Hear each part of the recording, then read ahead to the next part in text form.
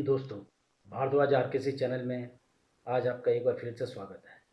America से tariff tension, Pakistan से तनाव का माहौल, इन सब के बीच बीते दिनों भारतीय अर्थव्यवस्था जापान को पीछे छोड़ते हुए चौथी सबसे बड़ी इकोनॉमी बन चुकी है। ये तो आप लोग को पता ही है।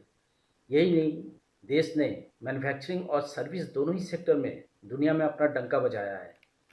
जेपी मॉर्गन द्वारा जारी परचेजिंग मैनेजर्स इंडेक्स, जिसको पीएमआई के भी कहा जाता है, के आंकड़ों में भी बहुत अच्छी ग्रोथ पिछले दिनों देखने को मिली है। दोस्तों, दुनिया का हर देश आज के समय में सस्ते में क्वालिटी प्रोडक्ट खरीदना चाहता है और ऐसे में वो ऐसे देश की तलाश में रहता है जहां सस्ते में क्वालिटी प्रोडक्ट मिल जाए। अब एक ताज़ा आंकड़ा सामने आया है जो हम भारतीयों के लिए गौरव की बात है, और इसके मुताबिक सबसे सस्ती मैन्युफैक्चरिंग लागत के मामले में भी भारत टॉप पर पहुंच गया है। ड्रैगन यानी चीन, जो कि दुनिया की फैक्ट्री थी, जी हाँ, आपने सही सुना है, चाइना भारत के पीछे हो गया है। यह दावा वर्ल्ड ऑफ स्टैटिस्टिक्स यानी US news and world report के हवाले से जो आंकड़े जारी किए हैं, वो पाकिस्तान और बांग्लादेश के दोस्त यानी चीन के लिए चिंता बढ़ाने वाले हैं। यह आंकड़े भारत को विकसित और उभरते बाज़ारों में सबसे ऊपर रखते हैं। भारत अब दुनिया में सबसे सस्ती मैन्युफैक्चरिंग कॉस्ट वाला देश बन गया है। यानी कोई भी प्रोडक्ट का मैन्युफैक्चरिंग जो कॉस्ट है, उसको बनाने में जो खर्चा आता है, या फिर उसका जो कंपनी एमआरपी जो डिसाइड करती है, वो अन्य देशों की तुलना में बहुत ही मतलब कम हो गया है। यानी सभी की तुलना में यहाँ पे सस्ते सस्ते दरों में पाया जाता है। यूएस न्यूज़ और वर्ल्ड रिपोर्ट ने सोशल मीडिया प्लेटफॉर्म एक्स पर दुनिया के सबसे कम मैन्युफैक्चरिंग कॉस्ट वाले देशों की सूची जारी की है, और इनमें भारत पहले नंबर पर है। इस लिस्ट में टॉप 10 देशों में भारत, चीन और थाईलैंड के साथ कई देश शामिल हैं। हाँ, भारत लिस्ट में पहले स्थान पर है, जबकि चीन दूसरे और वियतनाम तीसरे स्थान पर है। वहीं इसके अलावा Thailand, Philippines, Bangladesh, Indonesia, Cambodia, Malaysia और श्रीलंका शामिल है। इन सभी देशों की मैन्युफैक्चरिंग कॉस्ट बाकी देशों से काफ़ी कम है, और इस वजह से ये देश वैश्विक कंपनियों की पहली पसंद भी बनते हैं। भारत की कुशल और योग्य पेशेवर का विशाल समूह, जिसमें इंजीनियर, तकनीशियन और प्रबंधक शामिल हैं। इसके अलावा मजबूत शिक्षा प्रणाली और युवा तकनीकी प्रेमी व्यक्तियों की बड़ी आबादी के साथ भारत ने मैन्युफैक्चरिंग क्षमताओं को और मजबूत किया है। भारत सरकार ने निवेशकों के अनुकूल माहौल, नौकरशाही प्रक्रिया को सुव्यवस्थित करने, बुनियादी ढांचे में सुधार करने और प्रत्यक्ष विदेशी के निवेश यानी एफडीआई को प्रोत्साहित करने के लिए मेक इन इंडिया और डिजिटल इंडिया जैसी जो पहल की थी, उसका असर अब ज़मीनी स्तर पर दिखने लगा है। वस्तु एवं सेवा कर यानी जिसको जीएसटी भी कहा जाता है, कि शुरुआती जो इसके संरचना को सरल बनाया गया था, जिससे व्यापार करने में आसानी हुई, और इसके अलावा एसईजेड और औद्योगिक गलियारों की स्थापना ने विनिर्माण के गतिविधियों के लिए समर्पित स्थान प्रदान किए हैं, जिससे दस्ता बढ़ी है और लागत कम हुई है। वैसे आप लोग को पता होगा, जब जीएसटी फर्स्ट लागू हुआ था, अपने इम्प्लीमेंटेशन में आया था, उस समय जीएसटी का मंथली जो कलेक्शन था, वो करीब करीब 70 से 80 हज़ार करोड़ रुपया मंथली था। हाँ, लेकिन वो आज के डेट में वो बढ़ते बढ़ते 2.25 लाख करोड़, जी हाँ, 2.25 लाख करोड़ हो चुकी है।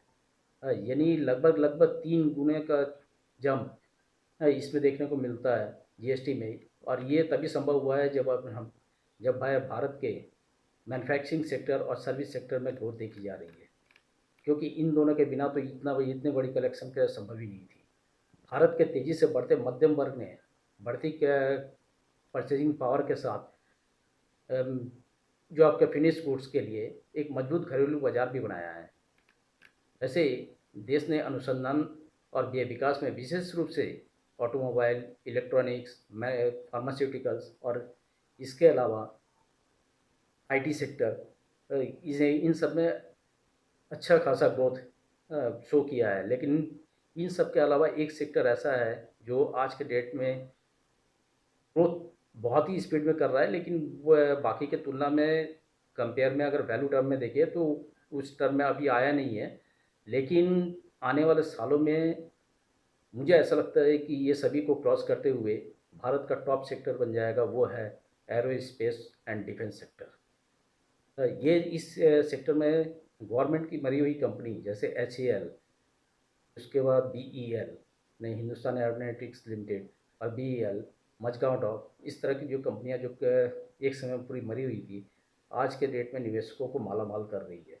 इसकी मेन वजह यह है कि भारत जो इम्पोर्टर था आज के डेट में एक्सपोर्टर हो गया है।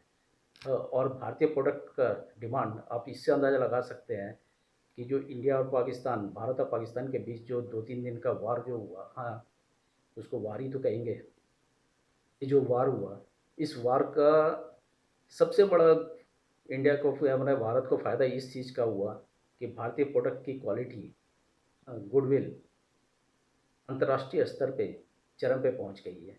और आज हर तरफ भारतीय डिफेंस सेक्टर के प्रोडक्ट्स के डिमांड का डंका बज रहा है। हर कोई भारत के प्रोडक्ट को खरीदना चाह रहा है। उसका वजह ये भी है कॉस्ट कम होने की।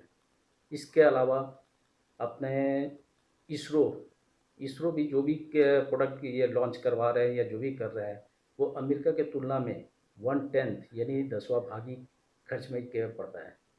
इससे आप अंदाज़ा लगा सकते हैं कि भारतीय भारतीय बाज़ार में या भारतीय के मैन्युफैक्चरिंग सेक्टर में कॉस्ट बाकी देशों की तुलना में कितनी कम है।